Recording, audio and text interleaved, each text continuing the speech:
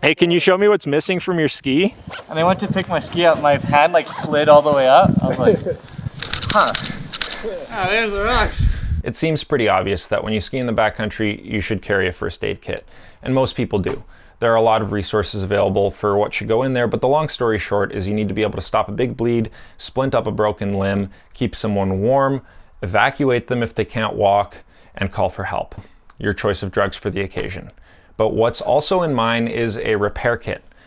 Because a broken piece of equipment, whether that's a binding pull out of a ski or a screw missing from a boot, can be just as big of a problem as a medical emergency and can turn into a medical emergency if you're in the wrong spot. When Jack's binding ripped out of his ski on the Aussie Couloir, it occurred to me that almost none of my friends carry one, from the recreationalists to the pro skiers and guides. So I thought I'd walk you through the contents of mine, because it's really not that big of a deal to carry and it saved my ass multiple times. So my repair kit lives inside here. It's in my first aid kit.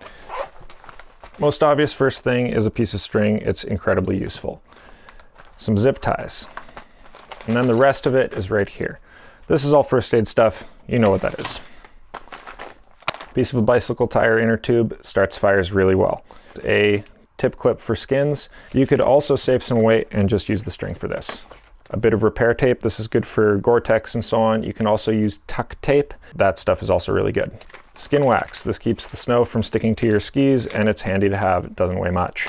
A little ratcheting screwdriver thing. They're like 10 bucks on Amazon. And some bits. The bits that are on there are a regular Phillips head, a flat head, a T20, and a posi number 3. Those are for bindings. The T20 is for Dynafit stuff, and this is for everything else.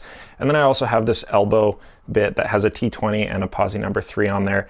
It's redundant. This one's red, and it's harder to lose in the snow, but it's really shitty to use, which is why I have this. This is the tool for adjusting different types of tech bindings and knowing that they're correctly adjusted. Here's a piece of P-Tex for your core shots, a bit of Gorilla Tape. This stuff also lights on fire really well. A bit of super glue, screws for your bindings. I carry some short ones and a pair of long ones for marker kingpin heel pieces, just because I ski with a lot of people who have kingpins. A bit of steel wool and a bit of baling wire. I'd usually carry more. And a small bit of JB Weld putty. These three things together, the steel wool, the bag of screws, and the glue, that is your binding pull-out repair kit. The reason for the screws is obvious, because when you pull out a binding, you're going to lose some. The reason for the glue is also obvious. The steel wool provides the extra friction. When your screws pull out of your ski, it pulls a bunch of wood with it and the hole's bigger than it used to be. So if you throw a piece of steel wool or two across each hole and then screw through that, it'll take up the space in the hole.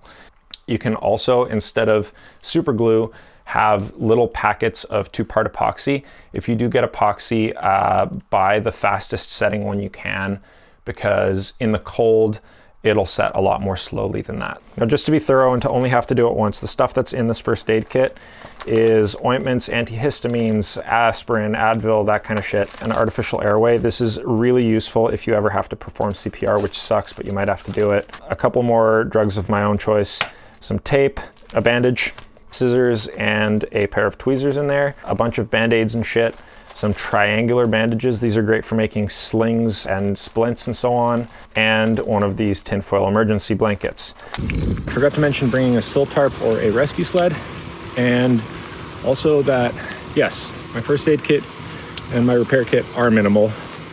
That's the point. I don't want to ever think, maybe I won't bring it today. Regardless how big a day is, how long a trip is gonna be, I wanna bring it. And sometimes I add more stuff to it, but I never have to think about leaving it at home.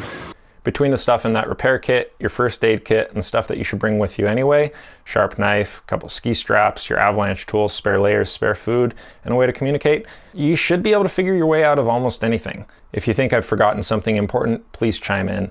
The goal of this is to make all of my friends have a better, safer backcountry experience. Thanks.